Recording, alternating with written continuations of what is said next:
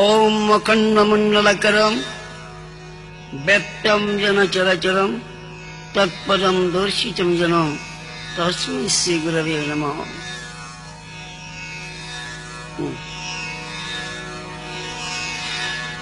আমি জ্যোতিষানন্দ বলছি, শঙ্কর মঠ মিশন এর সকল ভক্তদের প্রতি আমার নির্দেশ।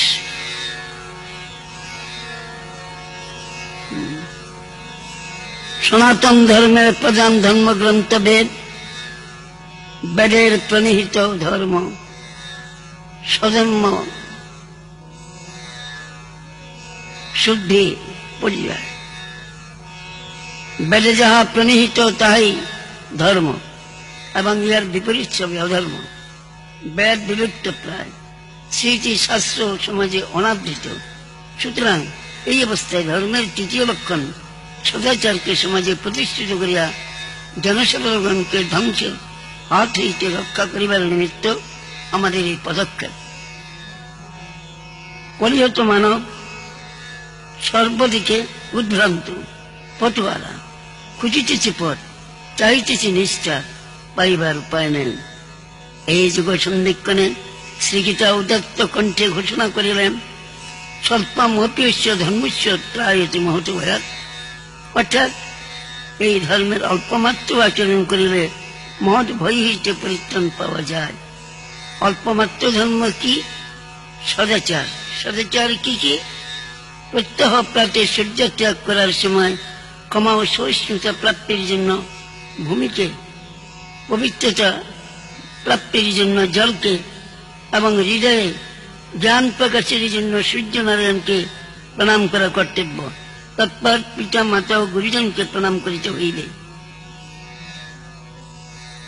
সদাচারীর পক্ষে নিষিদ্ধ কর্ম যথা গালি, শপথ, নিন্দা, হিংসা, মদ্যপান, চুরি, জুয়া খেলা ও পরনারী গমন আদি শাস্ত্র বিরুদ্ধ কর্ম ত্যাগ করা কর্তব্য। বিশেষ করে কাম, ক্রোধ, লোভ এই তিনটি নরকের দ্বার স্বরূপ।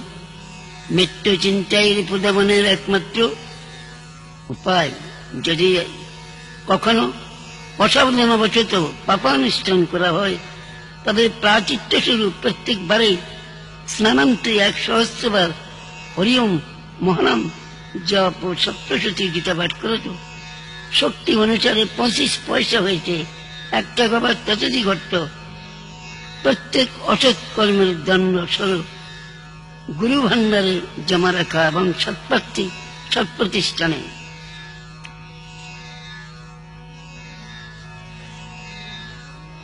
দান করা কর্তব্য। দিনলিপিতে ওই ঘটনা লিখিয়া রাখিয়া প্রতিজ্ঞা করিবে, আমি অন্যায় কর্মে আর প্রবৃত্ত হইব না। কিন্তু মনে রাখিতে হইবে, পরনারী গমনের প্রায়শ্চিত্ত নাই। পরনারী গমনে তৃতীয় শুক্র শ্রাদ্ধের সময় পিতৃমাতৃ পিণ্ড পরিপতিত হয়। শাস্ত্র উল্লেখিত মাতৃবার পরদারিষু স্ত্রী জাতি মাত্রে মাতৃস্বরূপ মাতৃজ্ঞানে দর্শন করিলে মনে কামভাব উদয় হইতে পারে না। প্রত্যহ যা আয় হয় তাহার 10 ভাগের 1 ভাগ ধর্মার্থে দান করা কর্তব্য। বাকি অর্থ সংসারে যাত্রা নির্বাহ করিবে। ওই দানের দ্বারা পঞ্চশীলা মহাপাপ নষ্ট হয়। একাদশী, শিবরাত্রি, জন্মাষ্টমী প্রভৃতি কয়েকটি তিথিতে অহরাত্র উপবাসে বিধেয়। অত্যন্ত কষ্টবোধ হইলে দুধ, ফল, আটা প্রস্তুত দ্রব্য গ্রহণ করা যায়। চাউল প্রস্তুত দ্রব্য গ্রহণ অকর্তব্য। নিত্য সাধুসঙ্গ কর্তব্য। তার সুযোগ না হইলে সদ্গ্রন্থ পাঠ বা সদ্গ্রন্থ প্রসঙ্গ শ্রবণ কর্তব্য এবং সপ্তাহে 1 দিন অন্তত নিরামিষ আহারের ব্যবস্থা রাখিবে। প্রত্যহ প্রাতে, দুপুর, সন্ধ্যায় গুরুর প্রদত্ত নাম জপ ও প্রাণায়াম সহ ধ্যান করা কর্তব্য। আশা করি হিন্দু নরনারীগণ বেদ বচিন্ম ভুলিয়া গিয়া ও অস্পৃশ্যতা, প্রাণী হত্যা, পন্থটা প্রভৃতি কুসংস্কার মুক্ত হইয়া ঋষিদের প্রদত্ত যোগক্রিয়া, শিক্ষা, জপ, ব্যায়াম, নিয়মিত উপাসনা করত এক অখণ্ড সনাতন হিন্দু সমাজ গঠনে সহায়তা করিবেন।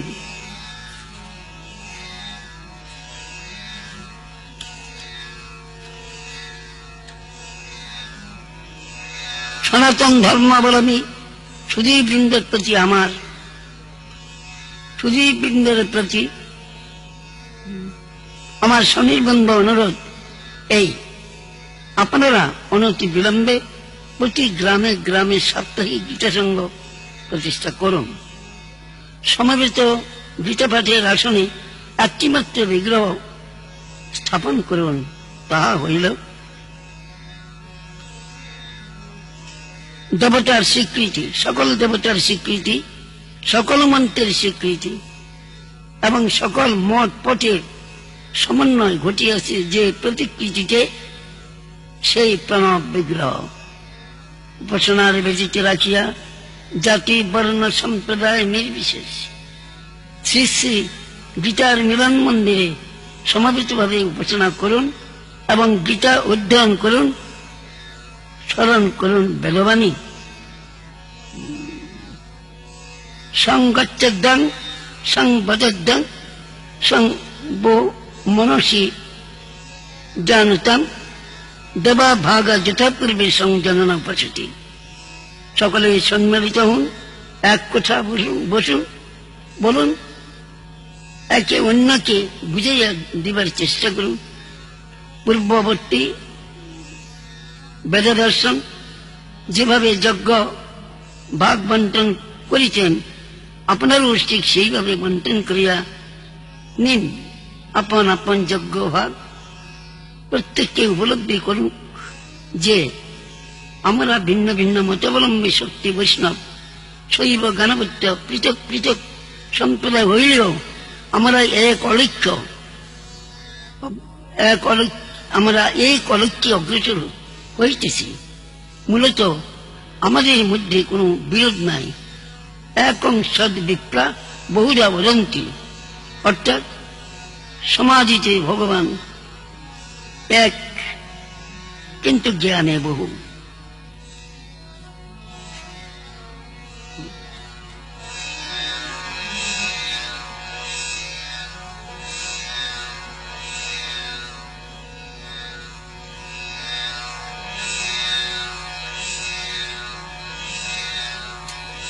গীতাসু গীতা কর্তব্য কিমন্বয় শাস্ত্র বিস্তরে যার স্বয়ং পদ্ম আবশ্য মুখপদ্ম বিনিশ্চিতা। আংশিক হলেও গীতার নিত্য পাঠ একান্ত করতে শেষ কর। গীতায় সর্বশাস্ত্রের সার নিহিত আছে। পূর্বোক্ত শ্লোকটিতে ঋষি বলিয়াছেন গীতার ধ্যানই প্রধান কর্তব্য। বহু শাস্ত্রের কি প্রয়োজন, যাহা শ্রী ভগবানের মুখ নিঃসৃত, মুখবদ্ধ হইতে মুখ নিঃসৃত হইয়াছে। ইয়া তার বাংময়ী মূর্তি গীতোক্ত যোগ সাধনার দ্বারা তিতাব জ্বালা থেকে মুক্তি পাওয়া যায়। প্রত্যেক ব্যক্তি এই যোগ সাধনার অধিকারী। জনকাদি ঋষিগণ গীতোক্ত কর্ম ভক্তি জ্ঞানের সমন্বয় সাধন করিয়া পরম গতি প্রাপ্ত হইয়াছিলেন।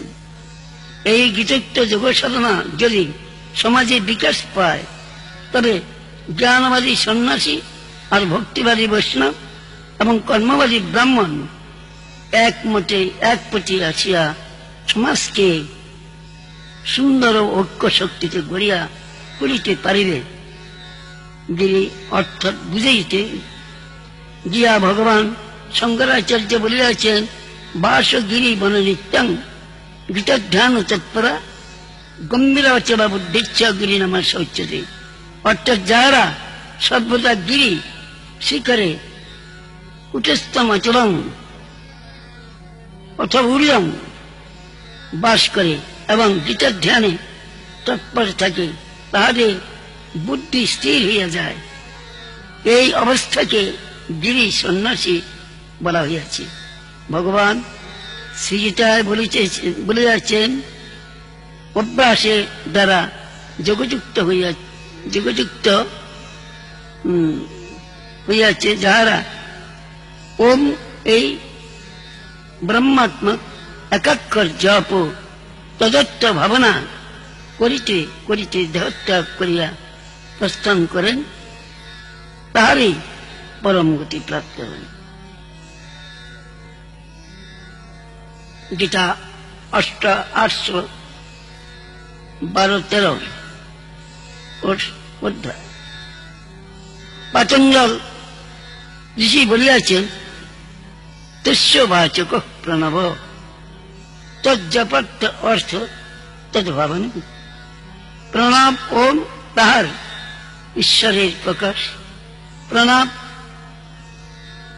শব্দের অর্থ গুরুমুখ হইতে প্রাপ্ত মন্ত্র বিশেষ, যদিও সম্প্রদায় ভেদে মন্ত্রসমূহের বাচ্চার্থ ভেদ পরিলক্ষিত হয়, তথাপি লক্ষ্যার্থে কোন ভেদই নাই।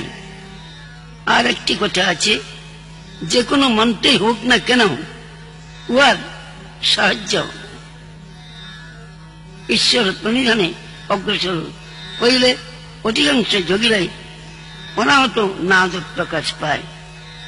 ওই নাদ প্রথমে বিভিন্ন প্রকারে হলেও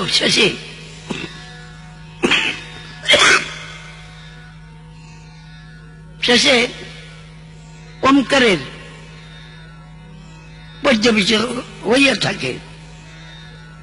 শ্রীগীতার 6ষ্ঠ অধ্যায়ে শ্রী ভগবান সাধনার স্তর অনুযায়ী সর্বসংকল্প ত্যাগের অতি উচ্চ অবস্থা বর্ণনা করিয়া দিয়েছেন। তথাপি সাধারণ মানুষের জন্য তার স্থূল কথাই এখানে আলোচনা করিব। যোগী যুঞ্জিত সত্যমাত্মানং রহস্যে স্থিত। যোগী একাকী নির্জন স্থানে থাকিয়া সংযত চিত্ত সংযত দেহ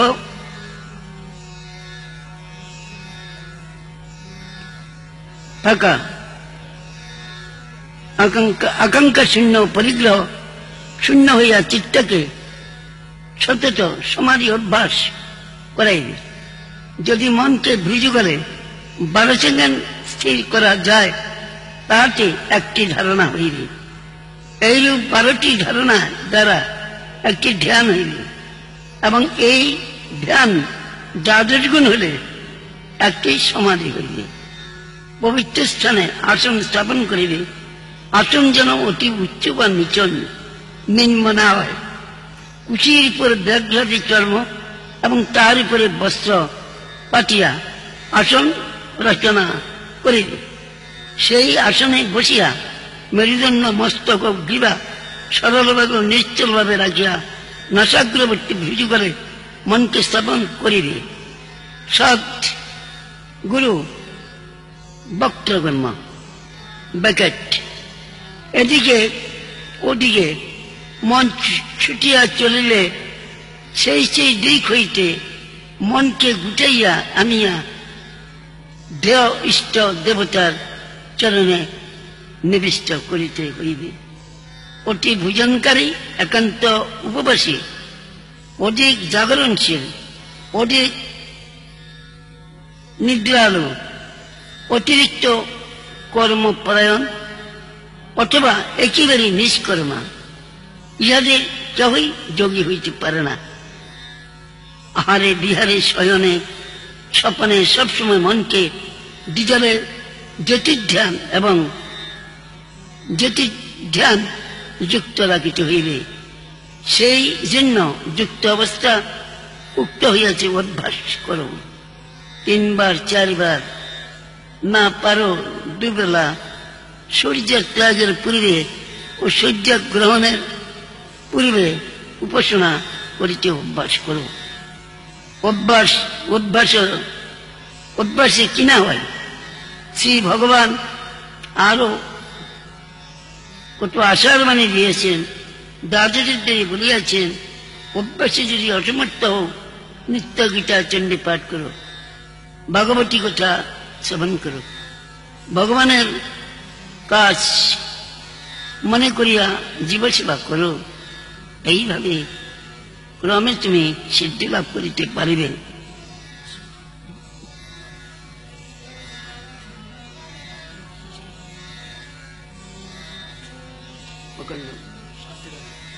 ওম সর্বেষাং মঙ্গলং ভুয়াৎ, সর্বে সন্তু নিরাময়াৎ, সর্বে ভদ্রাণি পশ্যন্তু, মা কচ্চিৎ দুঃখভাগ্ ভবেৎ। নিন্দন্তু সর্বভূতানি নিরাকাঙ্ক্ষানি সন্তু চ, প্রীতিরস্তু পরস্পরম, সিদ্ধিরস্তু কর্মণাম। ওম পূর্ণমদ পূর্ণমিদং পুণ্যাৎ পূর্ণমুদচ্যতে, পুণ্যস্য পূর্ণমাদায় পূর্ণমেবাবশিষ্যতি। ওম শান্তি শান্তি শান্তি।